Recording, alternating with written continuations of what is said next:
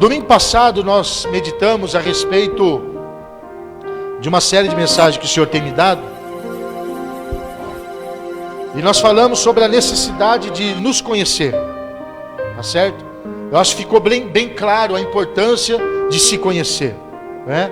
Uma pessoa que se conhece sabe o potencial que ela tem. Hoje eu quero falar sobre a necessidade de nós nos apresentarmos para o mundo. Hoje nós temos uma dificuldade no contexto evangélico de se apresentar ao mundo. Quando eu falo ao mundo, eu me refiro às pessoas, a lugares, a espaços, né? E todas as coisas semelhantes a isso. Então nós devemos começar a mostrar para o mundo quem nós somos.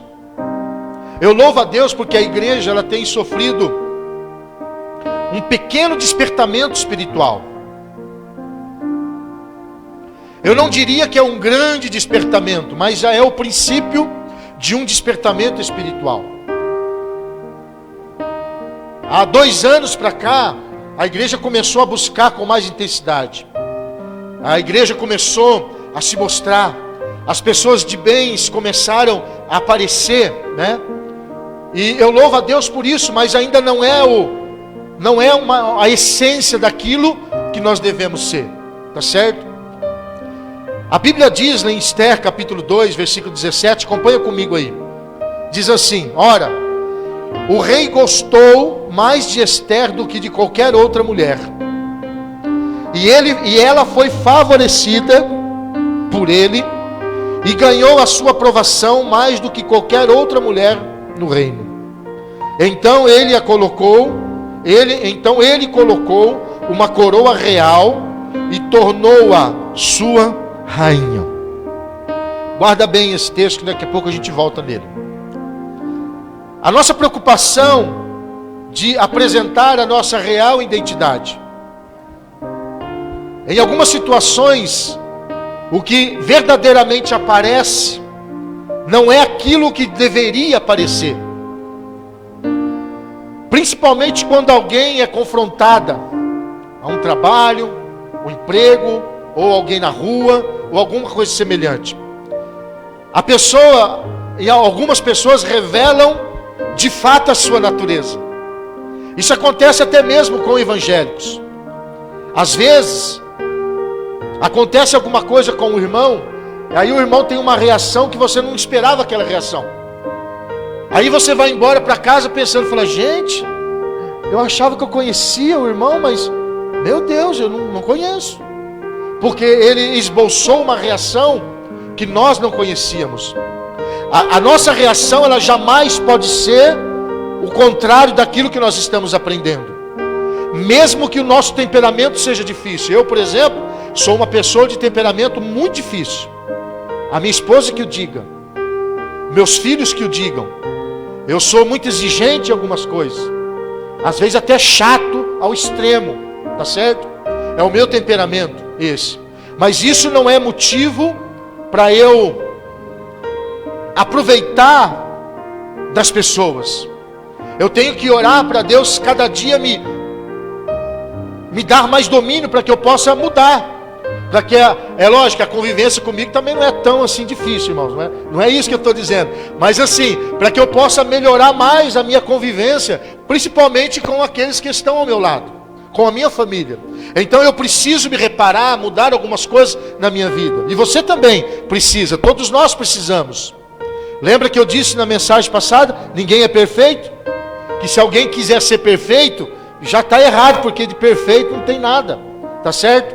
Então a importância de mostrar a nossa identidade ao mundo vai revelar de fato a força que nós temos. Você já viu aquele ditado que diz assim, que uma andorinha só não faz verão? É verdade. Ninguém percebe uma andorinha. Mas se tiver várias andorinhas voando junto, logo vai chamar a atenção. Então, quando nós mostramos ao mundo quem nós somos, nós vamos apresentar ao mundo e o mundo vai conhecer algo que talvez ele ainda não conheceu. Mas a grande pergunta é, como que eu posso me apresentar para o mundo? Primeiro, nós não devemos perder a essência do nosso propósito.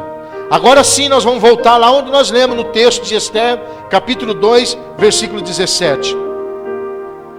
Quando Mardoqueu recebeu a resposta de Esther, que mandou dizer a ele que ela havia conseguido atingir o seu auge, que era ser uma rainha, e ela foi coroada como rainha daquela nação, a primeira coisa que Esther fez foi mandar uma mensagem ao seu primo Mardoqueu, dizendo que Deus havia honrado, que Deus havia estabelecido, que Deus havia colocado ela como rainha daquela nação.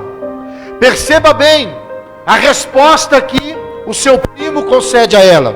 Esther capítulo 4, versículo 12 ao 14. Acompanha comigo para você não se perder na mensagem.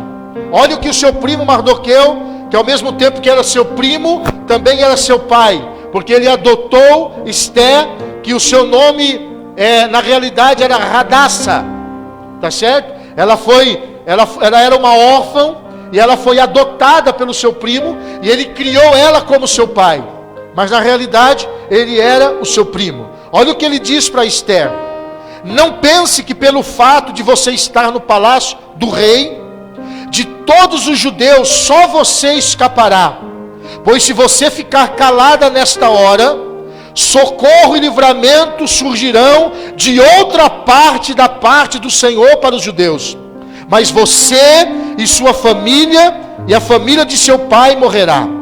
Quem sabe se não foi para este momento e para esta ocasião que Deus te colocou na posição de rainha.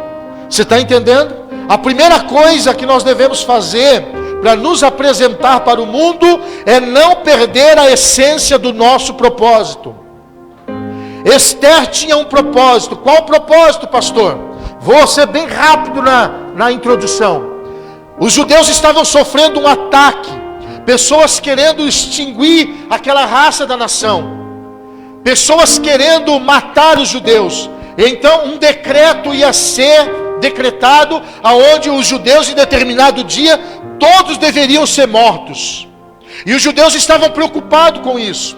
E de repente Deus tira agora essa mulher de dentro da sua casa, e por um milagre de Deus, por uma introdução divina, Deus coloca ela no palácio, e lá no palácio acontece algo inusitado. A rainha daquele lugar, chamada Vasti, ou Avasti, como alguns dizem, ela desobedeceu ao rei, e pela sua desobediência, ela foi disposta do trono. E outra rainha então foi escolhida no seu lugar. E foi então feita uma eleição das mulheres mais belas daquele lugar. E entre elas estavam Esther.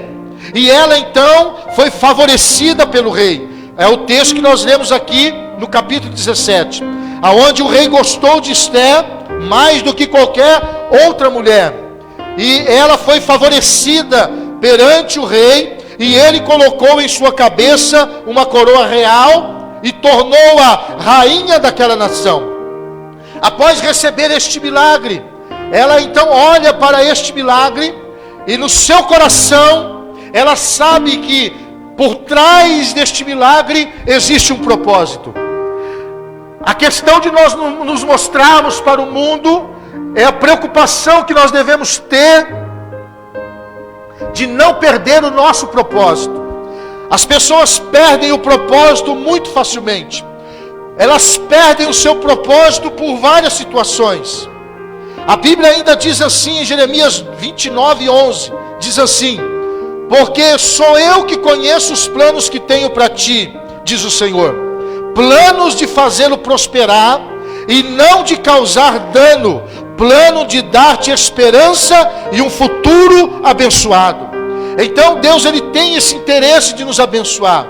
E quando a bênção chega na nossa vida, nós não devemos esquecer o propósito, o porquê nós estamos ali. A história de Esther, ela mostra uma princesa de um reino poderoso, que simplesmente ela entendeu que ela não estava ali para seguir uma carreira de rainha, mas sim um propósito divino, porque Deus havia colocado naquele lugar. nunca podemos perder o propósito de quem nós somos. Não importa o que as pessoas dizem ao nosso respeito, não importa o que as pessoas pensem ao nosso respeito, não importa se alguém nos ache quadrado, se alguém nos ache santarrão, se alguém nos ache etc, etc. Nós não podemos perder o propósito de quem nós somos. Nós não podemos retroceder. A Bíblia diz que toda alma que retroceder, o Senhor não tem prazer nela. Deus não chama o homem para retroceder. E nós vivemos essa geração gospel de pessoas retrocedendo, pessoas que não conseguem se manter na posição, pessoas que não conseguem se manter focada, pessoas que não conseguem se manter em um nível de igualdade no reino, na sua vida espiritual. Ele está mais embaixo do que em cima, ele está mais triste do que alegre, ele está mais frio do que quente. Enfim, são gerações que têm hoje, que ainda não encontrou o seu propósito, estão perdidas como um cego no tiroteio. O crente, ele deve ser tão abençoado e tão firmado no seu propósito, irmãos, que mesmo que apagassem todas as luzes, ele ainda assim não ficaria perdido, porque ele tem a direção de Deus na sua vida. Nós devemos entender que o propósito é a razão por que Deus nos chamou. O casamento tem um propósito. Qual é o propósito do casamento? Gerar uma família, gerar filhos abençoados, gerar filhos que temerão ao Senhor, gerar filhos que amanhã vão pronunciar a palavra de Deus para aqueles que virão depois de nós. Então tudo na nossa vida tem um propósito. Nós podemos seguir uma carreira, e devemos sim seguir uma carreira, devemos sim correr atrás dos nossos sonhos, mas sem perder o propósito de Deus na nossa vida. Eu posso ser um médico, eu posso exercer a função da medicina, mas além da medicina, eu tenho um propósito de Deus na minha vida, e eu posso usar desse artifício para atingir pessoas que outras pessoas não poderiam atingir. Perceba que geralmente não é regra, mas na maioria das vezes, médicos têm a sua roda de médicos, sim ou não? As irmãs que trabalham na medicina sabem. É quando eles saem numa balada, geralmente saem médicos. Teve um fato há tempo atrás, que um carro capotou, e acho que 4 médicos de Campinas morreram, porque estavam em um lugar, em um show, e houve um acidente e morreram, saíram juntos. Então a sociedade, irmãos, infelizmente ela é assim. As pessoas, elas procuram estar próximas à sua esfera. Pessoas ricas não vão andar com pessoas pobres, e as pessoas pobres geralmente não andam com as pessoas ricas. Advogados, ele dificilmente vai andar com um leigo, e o leigo dificilmente andará com o advogado. Haja de repente algumas exceções, mas em regra geral as pessoas procuram pessoas. A nossa irmã está com a gente, glória a Deus, Deus abençoe. Quem lembra dela, diga amém. Diga bem-vinda, irmã.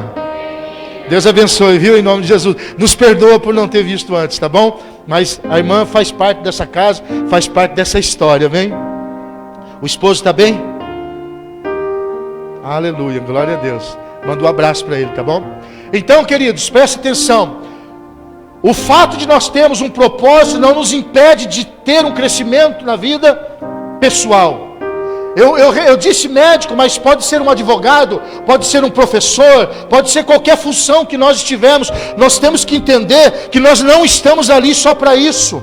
Nós não podemos usar a nossa capacidade que Deus nos deu de crescimento só para lucrar e ganhar dinheiro. Nós devemos entender que eu posso fazer algo além disso. Eu posso ganhar um médico para Jesus, eu posso ganhar um advogado para Jesus, eu posso pregar para um paciente que está no hospital, eu posso aconselhar uma pessoa que está na minha mesa, quando a pessoa é um psicólogo, um psicanalista. Eu posso exercer a minha função e dar uma ajuda espiritual para aquela pessoa. E isso é conhecer o seu propósito. É isso que o mundo tem que conhecer em nós. Nós passamos pelo médico um tempo atrás, e o médico atendeu minha esposa quando ela achou que estava com um problema de pressão, mas não era dengue. E aí ela passou no médico, e o médico que atendeu ela, já um senhor dos seus 50, 60 anos, mas atendeu, irmãos, de um jeito tão maravilhoso, né? Deu uma atenção assim, não especial, mas uma atenção legal, né? Se importou com ela, E depois ele passava lá, perguntava, está melhorando? Como que está? Então, aí depois nós descobrimos que ele era evangélico. Está entendendo? Esse é o propósito. Você exerce a sua função, mas você dá algo a mais para aquela pessoa. Pastor, mas eu não tenho uma carreira, mas você tem um propósito. Pastor, mas eu não sou engenheiro, mas você é um cristão em Cristo Jesus, e você pode expressar o propósito do chamado de Deus na sua vida para as pessoas. Quem está entendendo, diga amém. Então, irmãos, use a sua carreira para um propósito maior. Não só ganhar dinheiro, mas maior do que isso, mostre para o mundo quem você é. Pastor, mas como? O propósito de ser maior do que qualquer coisa na nossa vida tem que prevalecer. Perceba bem que hoje, quem acompanha o mundo missionário sabe que a maior possibilidade de você sair do país para fazer missão é quando você se forma em medicina ou quando você se forma para ser professor. A facilidade de sair do país e entrar em outro país, ela é 95% maior do que você sair como simples missionário para poder pregar o evangelho. Existem países que já não estão recebendo mais missionários. Então a igreja, percebendo isso já há uns 10 anos atrás, mudou a sua visão. O pastor José Rodrigues, por exemplo, tem um centro de ensino onde ele forma ali médicos, ele forma professores, ele forma psicanalistas, etc., psicólogos, e dali então ele envia para as missões. E a pessoa, quando entra naquele país, ela não entra como missionário, ela entra como um professor, mas a função dela é fazer missões. Esse é o propósito. E nós temos que entender, o mundo tem que começar a nos conhecer, irmão. A igreja ainda está muito resguardada, a igreja está ainda muito parada, ela está muito escondida, parece que ela está adormecida, e Deus quer nos despertar para que o mundo possa nos ver, mas não ver quem nós somos, mas ver quem é Cristo em nós. E isso só vai acontecer se nós entendermos o nosso propósito, o nosso chamado. Os jovens parecem que estão entendendo o seu propósito. Tá certo? É lógico, irmãos, também não vai sair fazendo loucura por aí. Tá certo? Eu vou parar de estudar porque eu quero ser missionário. Não, você pode estudar e pode ser um missionário. Está entendendo? O Deus que te levanta, Ele pode te levantar em qualquer circunstância. Qualquer circunstância. Isso não significa que você vai deixar de ser aquilo que Deus te chamou. Desde que você esteja na posição do Senhor, desde que você esteja conservando o chamado de Deus na sua vida, eu te digo para você com toda certeza, irmão, o que há de vir, virá na sua vida, e ninguém pode barrar. Ninguém. Mas tem um propósito. Temos que ter esse propósito.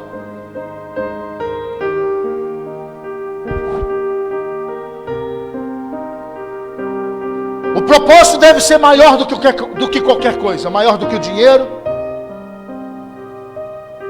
maior do que as minhas vontades, maior do que muitas coisas que possam aparecer na minha vida.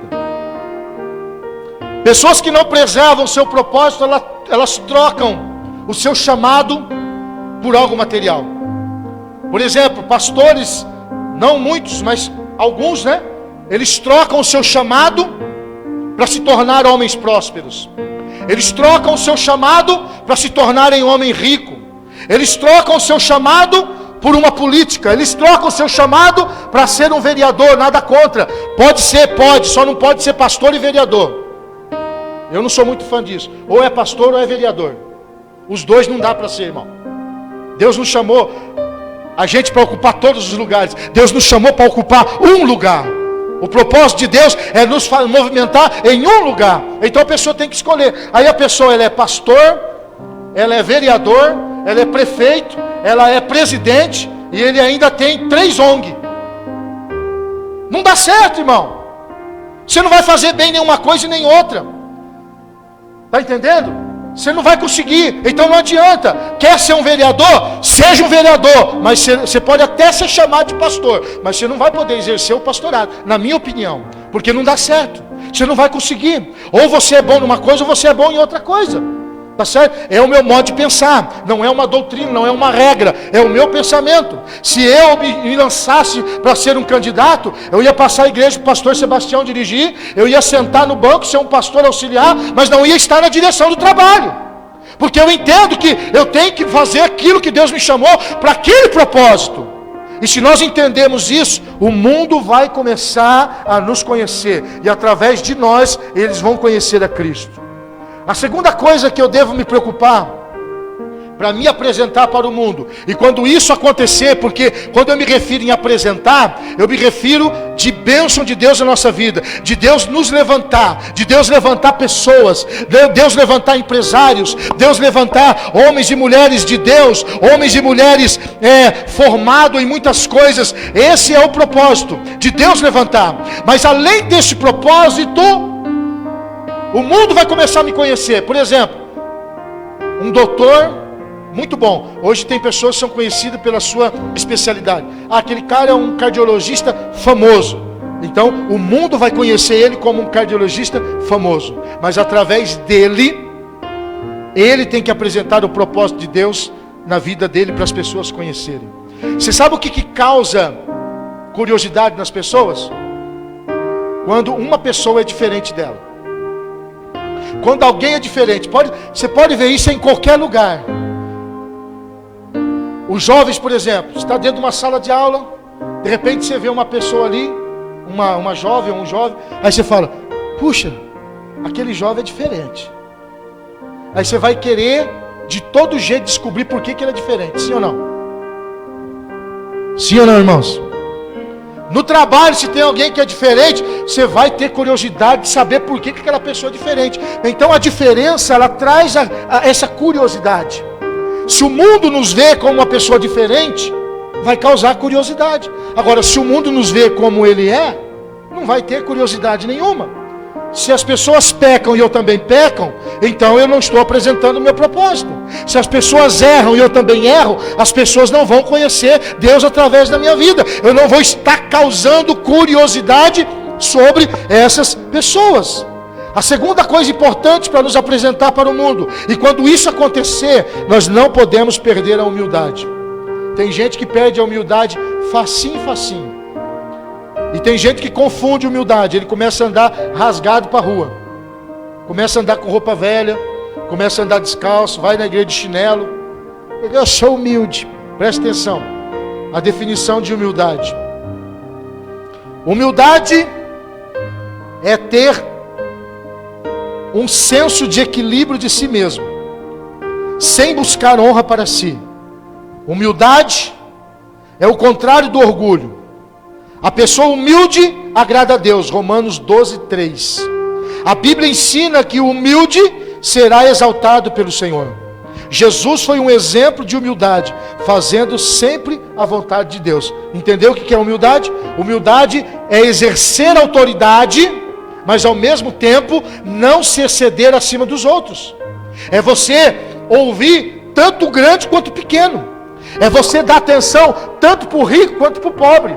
É você dar atenção para aqueles que é abençoado e para aqueles que estão dando trabalho.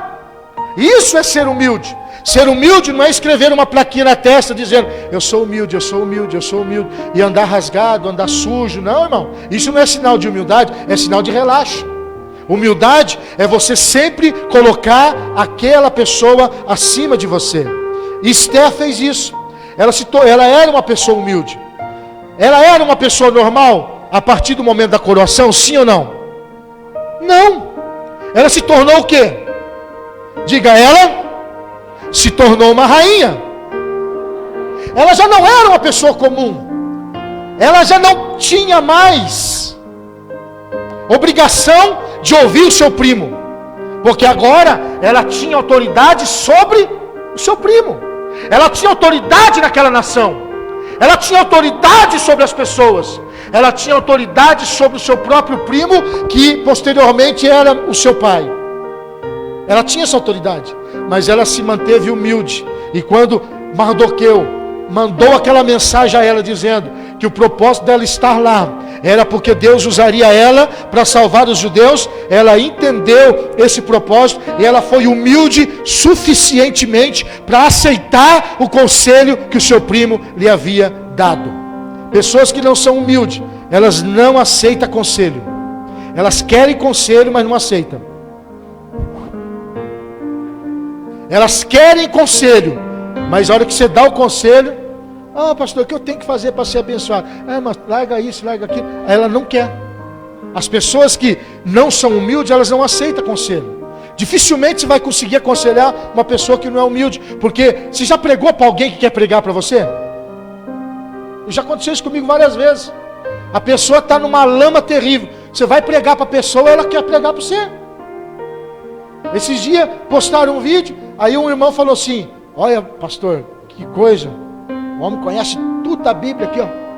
Fala a Bíblia de capa a capa, conta até quantos versículos tem na Bíblia, e etc e tal. E o cara começa a falar da Bíblia, irmão, e dos livros da Bíblia, dos números da Bíblia, quem eram os reis da Bíblia. Mas só que ele não conhecia o Deus da Bíblia, porque estava numa situação terrível. Então não adianta. Não adianta você ter um conhecimento da Bíblia se você não conhecer quem está dentro da Bíblia. Se você não tem intimidade com quem está dentro da Bíblia, que é o Senhor Jesus. Às vezes, a arrogância leva a pessoa ao impedimento da bênção. Deus quer abençoar, mas a pessoa não quer baixar a cabeça. Ela não quer baixar a guarda. Ela quer continuar relutante naquilo que ela está praticando. Esther capítulo 2, versículo 7. Mardoqueu, ele tinha essa prima, né? E chamada Radassa, e ele criou ela como se fosse a sua filha. A Bíblia diz em Provérbios 15, 33, que o humilde, ele antecede a honra. Deus jamais abençoará alguém que não é humilde. Por que Deus vai fazer isso? Deus não vai criar um soberbo. Deus não vai criar uma pessoa soberba. Pelo contrário, enquanto houver uma soberba, não haverá honra de Deus na vida. E isso tem impedido muitas pessoas de se projetar no Senhor. Provérbios 22, 4 ainda diz assim: a recompensa do humilde é o temor do Senhor, são as riquezas, e a honra é a vida. Quem é humilde, recebe riqueza.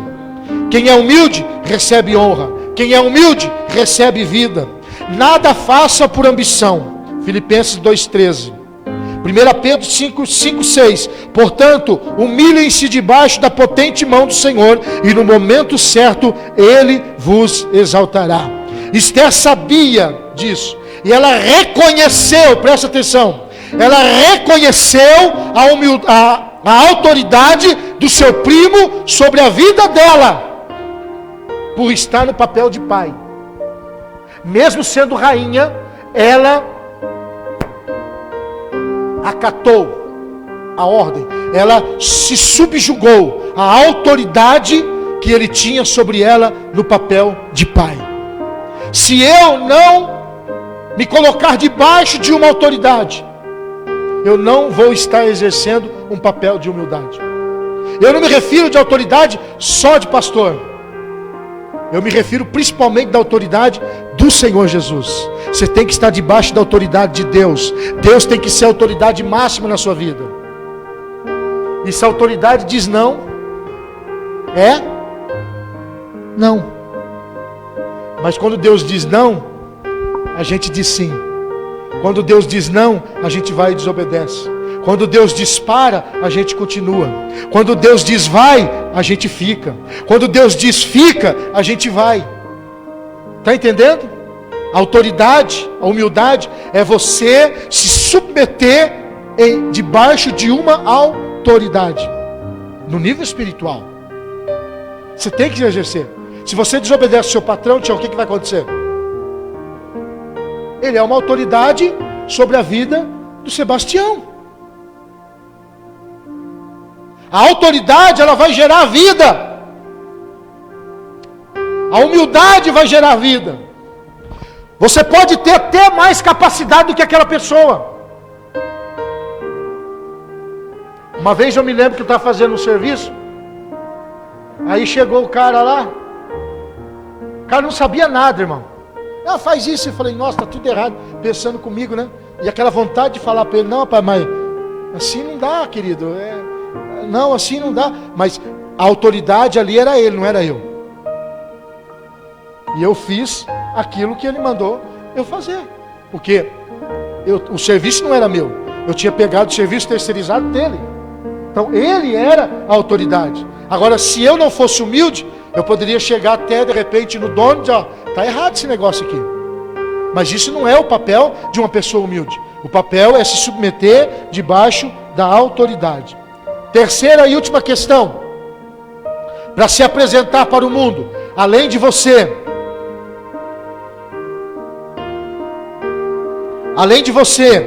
saber qual que é o seu propósito, ter a humildade de administrar dentro de você aquilo que Deus te dará.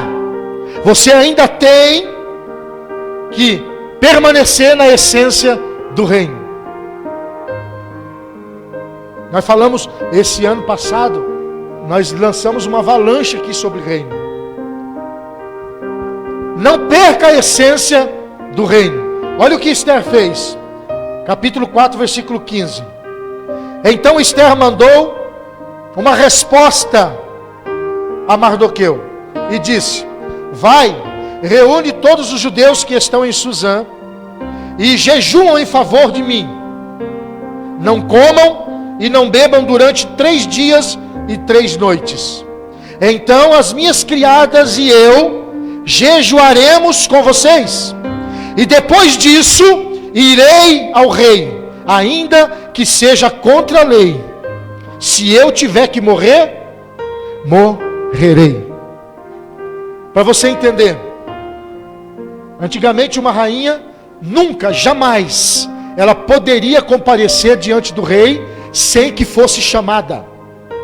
A Vaste, ela foi disposta do trono porque ela foi chamada e não obedeceu. Esther, ela ia estar na presença do rei sem ser chamada.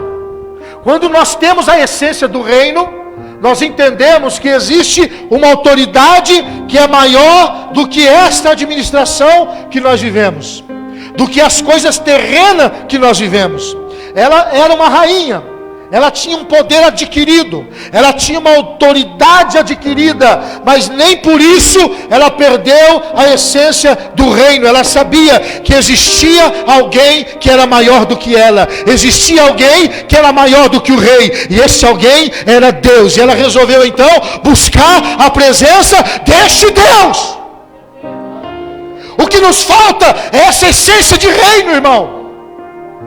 Nós até sabemos que Deus é mais poderoso, mas nós não exercemos a essência de buscar aquele que é poderoso. Por isso que a nossa vida às vezes fica no mesmo patamar, porque nós sabemos, mas não buscamos. Temos conhecimento, mas não buscamos. Não temos prática do conhecimento.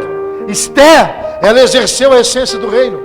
Ela não perdeu a essência do reino. Ela sabia que acima dela tinha um que era maior do que ela. E mesmo que fosse contra a lei, mesmo que fosse contra a vontade do homem, Deus poderia fazer, porque Deus ainda é o Rei dos reis e Senhor dos senhores.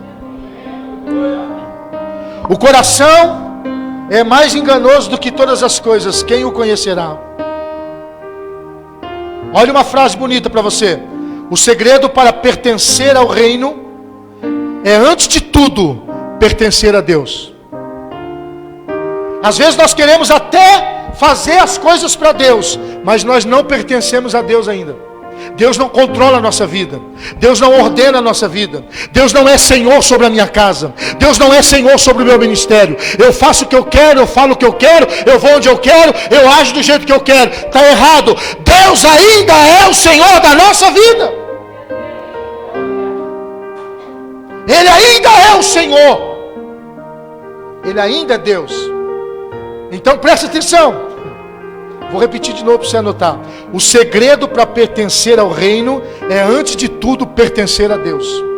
Enquanto você não ser controlado por Deus, você não terá sucesso no reino, irmão. Você não consegue agir sozinho no reino, porque a Bíblia diz que o reino de Deus, ele não consiste em palavra, ele não consiste em ato humano, mas sim de um mover divino na nossa vida. Se eu estiver no reino por conta própria, eu vou me perder. Por isso que muita gente se perde. Por isso que muita gente entra para o ministério e depois de 1 ano, 6 meses está desviado, abandonou tudo, foi embora, porque ele estava no reino, mas Deus não era Senhor da vida dele. Aí o cara sobe no altar aí ele começa a mentir, aí ele começa a falar enganosamente, aí ele começa a pregar coisa que ele não vive, aí ele começa a falar coisa que ele não sabe, e isso vai prejudicando a vida dele, e automaticamente amanhã ele vai ser uma pessoa derrotada, porque ele ainda não praticou a essência do reino, que é deixar Deus governar a vida dele. Eu não sei por que alguns crentes têm dificuldade de deixar Deus governar a vida dele. Tem pastor que é tão soberbo que ele dirige a igreja e ele faz o que ele quer. E ainda ele fala: quem manda aqui sou eu. Raira, quem que manda aqui? Deus, viu? Entendeu? Então, querido, não perca a essência do reino. Já estou terminando, irmãos. Não perca a essência do reino. Esther orou para buscar a Deus. Ela orou para buscar sabedoria. Tem gente que faz negócio e nem conversa com Deus. Tem gente que quer adquirir um sonho, que quer correr atrás de um sonho, mas ele nem perguntou para Deus se é da vontade do Senhor. Ele quer fazer com as suas próprias forças, aí vai dar errado, irmão. Eu lembro agora, veio na minha mente, permite usar a pessoa da Isa. Ela prestou para uma escola. E ela passou ali, né? Quase passou. Faltava algumas coisinhas. Passou, mas faltava algumas burocracias para poder. E ela falou: meu Deus, que demora é essa, Senhor? Tem misericórdia. Aí ela comentou com o pai, com a mãe, e ela fez um propósito. Ela disse: se até tal dia não resolver, eu desisto, porque Deus não está no propósito. Chegou o dia, não resolveu. O que ela fez? Ela foi em outra escola, passou, está estudando lá. Aí depois, deu certo, né? Aí depois, mas aí já era. Isso é entender reino, irmão. É entender que quando você faz um propósito com o Senhor, você tem que se posicionar nesse propósito. E nada pode fazer você retroceder. Nada. Olha o que a Esther disse: eu vou perante o rei, porque o propósito de Deus para minha vida foi me ter colocado aqui para dar livramento para o povo judeu. Eu vou na presença do rei. Se eu tiver que morrer, que eu morra, mas que eu vou cumprir o propósito de Deus na minha vida, eu vou. Você tem coragem de fazer isso? Quem tem coragem de morrer pelo propósito de Deus? Não vou pedir para você levantar a mão não, fique tranquilo. Eu sei que morrer é difícil, mas nós temos que entender, irmãos, que a essência do reino é permitir o exercício da autoridade de Deus na nossa vida. E terminando, ocupe a posição que for, mas não perca a essência do reino. Seja um pastor, seja um missionário, vá para as nações, seja um médico, seja um advogado, seja o que for, não perca a essência do reino. Nós já cansamos de ensinar: reino não é um lugar, reino é uma extensão do ser de Deus na nossa vida e uma expressão da autoridade de Deus e domínio sobre o homem. E isso é reino. Fica de pé em nome de Jesus. Os irmãos que vão servir a ceia, por favor, pode vir para frente. Comece hoje a apresentar para o mundo quem você é. Quem o mundo tem conhecido? Lá no teu trabalho, quem os teus amigos têm conhecido? Na escola, jovem, quem Deus tem conhecido? Quem os seus amigos têm conhecido? Nós devemos ter essa preocupação, irmãos. Até o nosso linguajar, ele vai denunciar quem nós somos. A gente depara com muitas pessoas que falam palavrão facilmente. É uma preocupação isso, irmão. Porque o cristão não pode estar falando palavrão, palavras torpes, né? Ah, mas eu não falo. Mas a pessoa fala palavras que sugerem um palavrão, enquadra na mesma coisa, não muda nada. Como diz um pastor antigo, mudou só a coleira, mas o cachorro é o mesmo. Está entendendo? A gente tem que tomar esse cuidado, irmãos. Quem o mundo está vendo? Quem as pessoas lá de fora estão enxergando? Está enxergando um crente genuíno? Um crente humilde? Um crente que busca? Um crente que tem a essência do reino? Ou as pessoas lá de fora estão dizendo: se for para ser crente igual aquele, estou fora. Se for para ser crente igual aquela casa, Deus me livre. É perigoso até o cara que não é crente falar: o sangue de Jesus tem poder. Quem o mundo está vendo, comece a se preocupar hoje em se apresentar para o mundo quem de fato você é. Tudo aquilo que nós aprendemos e absorvemos de Deus é para mostrar lá fora quem nós somos. É para mostrar para as pessoas que existe um Deus que pode mudar a vida, que pode regenerar a vida, que pode mudar um casamento. Nós não devemos só apresentar um Deus que cura. Nós não devemos só chamar as pessoas porque Deus cura. Nós devemos convencer as pessoas de que Deus tem um plano especial para a vida delas, e um plano de paz, diz a Bíblia, não um plano de ruindade. Nós temos que apresentar para o mundo que ser cristão é uma coisa boa. Que ser cristão não é ser quadrado. Que ser cristão não é obter sofrimento. Agora, se você não tem capacidade de passar por um processo de humilhação, porque a Bíblia diz que quem humilha, na maioria das vezes, é Deus, para que o homem seja exaltado. Se você não tem condição de passar por uma situação de humilhação e permanecer firme, e você expressar para o mundo que mesmo passando por problemas, Deus ainda é na sua vida, nós estamos tendo dificuldade de expressar para o mundo quem nós somos. E o fato de Deus nos ter chamado é justamente para isso, para mostrar para aqueles quem nós somos, ou para mostrar para aqueles quem está em nós. Feche os teus olhos em nome de Jesus.